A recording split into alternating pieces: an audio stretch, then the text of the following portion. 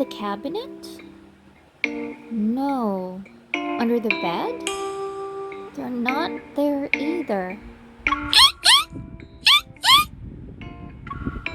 Birdie! I quickly turned toward the sound, only to find Caleb leaning against a door frame with a hopping, energetic birdie in his hands. Our birdie, who's more plump now, has my bracelet hanging around their neck. Their chirps seem to express a smug satisfaction. This little troublemaker snuck into my suitcase. They were trying to steal your bracelet when I caught them in the act. They really do have a knack for finding hiding places. I take my bracelet, and Caleb promptly returns Birdie to their nest. Their wings are still flapping frantically. They squeezed behind the curtains the day before, hid in a drawer yesterday, and decided to sneak into my suitcase today. At this rate, they're going to know this place's layout better than we do. And this is before they can fly. Just wait until they learn how to do it. Imagining Birdie flying away and us having to explain the loss to the Wildlife Protection Society makes me pinch the bridge of my nose. If only we had a tracking device. I doubt we can buy one here, though. We'll just make one. It'll be easy.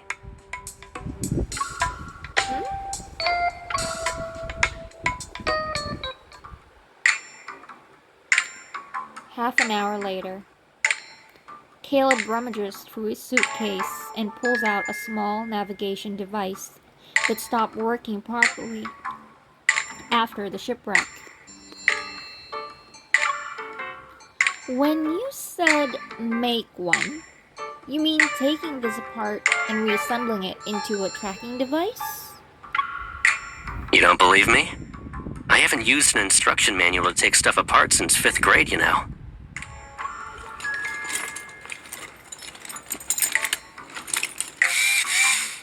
In the blink of an eye, the small navigation device becomes a pile of components.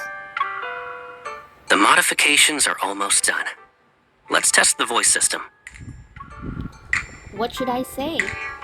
Just say, preparing for departure, calibrating coordinates, and moving towards your destination. Confused, I repeat the phrases that Caleb said exactly. Oh, we need one more. Congratulations, your little pilot returned safe and sound. Congratulations! Your little pilot returned safe and sound. Nearby, our birdie seems to understand us. They flap their wings and fly in a circle around Caleb. Smiling, he nods and places the tracking chip into the small ankle band he prepared. Done.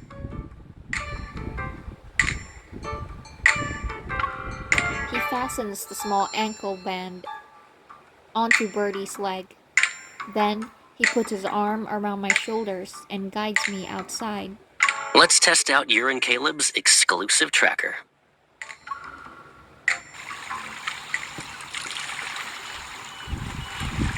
To test those long-distance tracking capabilities, Caleb and I go to the beach. He takes out a tracking watch. The electronic display shows Birdie's location, but the announcements... Is that my voice? I knew something was off when you asked me to say those lines earlier. I can have you with me like this. You'll help me navigate whenever I need some help. Isn't that nice? I want to laugh, but I'm also annoyed. However, the first thing I do is protest. That's not really fair. I should get a tracking watch of you. Before I can continue, Caleb gently takes my wrist and fastens another watch around it. The target is 2 kilometers northeast. Are you ready to go? I knew you'd say that. I recorded it while you were busy looking for equipment.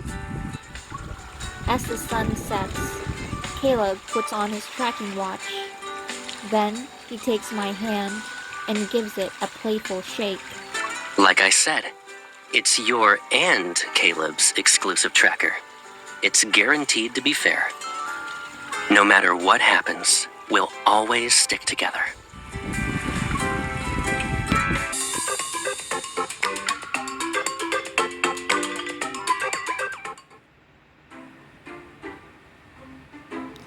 On a tranquil midsummer afternoon, Birdie is sleeping. They're curled up in the airplane-shaped bird nest. Meanwhile, Caleb and I are beside a coconut. We're engaged in an intense arm wrestling match. Whoever loses this round has to make Birdie's favorite roasted fish with mixed nuts tomorrow. Deal? You're confident, huh? Alrighty, bring it on. I won't go easy on you. I roll up my sleeves, press my palm against Caleb's, and begin to apply pressure. I won't lose to you. I talk big, but as time passes, the ache in my wrist gradually intensifies. I'm almost out of strength.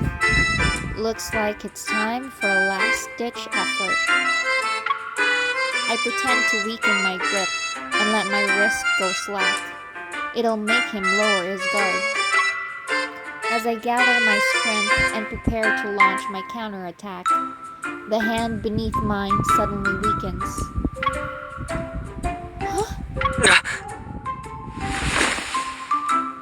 The momentum makes me crash into Caleb's chest, and my forehead smacks his necklace. The impact makes me see stars.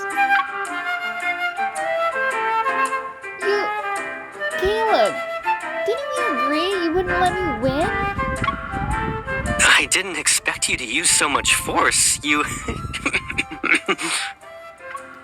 For some reason, Caleb breaks into a coughing fit as soon as he makes eye contact with me.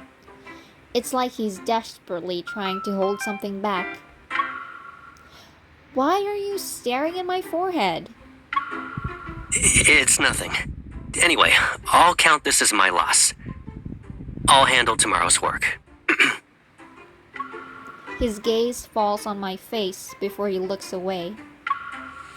Noticing the corners of his mouth twitching upward despite his efforts, I realize something's wrong and pull out my phone. On my red forehead is an apple-shaped imprint.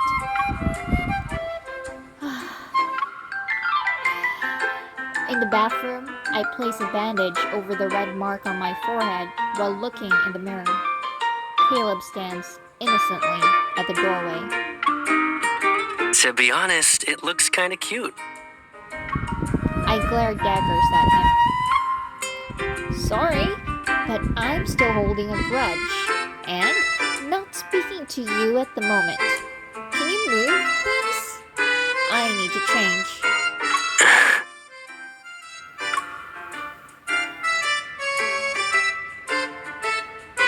After I come out of the bathroom, Caleb is nowhere to be seen. Instead, Birdie flaps their wings and hops in front of me. They're carrying a small bag woven from grass that Caleb made. They look ready to head out. Do you want to play outside? Is that why you're dressed up? I pat Birdie's head. They tilt their head and blink before clearly chirping. Apologize! You can talk? Delighted, I scoop them up and turn to find Caleb. But then I remember I'm supposed to be giving him the silent treatment. I force myself to stop in my tracks. Birdie quickly flutters out of the room. I hear them a second later. I see Caleb's and his little peacemaker. Fine. Tell the big dummy over there that I wasn't really angry. Birdie quickly flutters out of the room. I hear them a second later. Caleb! Dummy! Eek!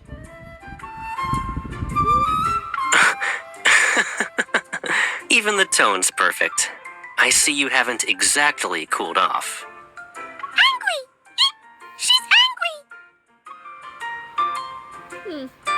I'm not that petty. Caleb sounds somewhat troubled. Can you ask her a question for me? What would make her stop ignoring me?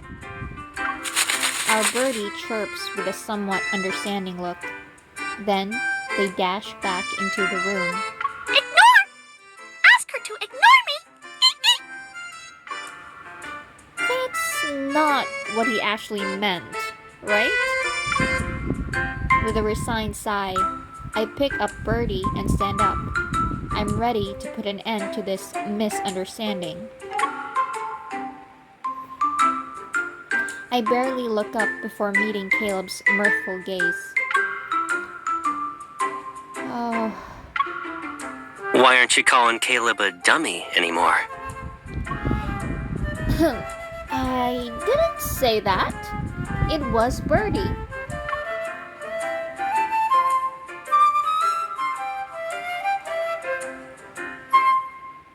Caleb walks over and places his fingertips on my forehead. He leaves behind a cool medicinal scent. He's holding a small jar of ointment, which has been warmed by his hands. Good. Your forehead isn't red anymore. Yeah, I'd say it's 99% better. I guess my little messenger didn't successfully deliver the apology note from their pouch.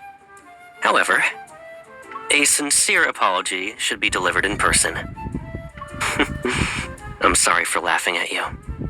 As punishment, I can let you flick my forehead? He leans down and willingly brushes up his bangs. I waste no time flicking his forehead.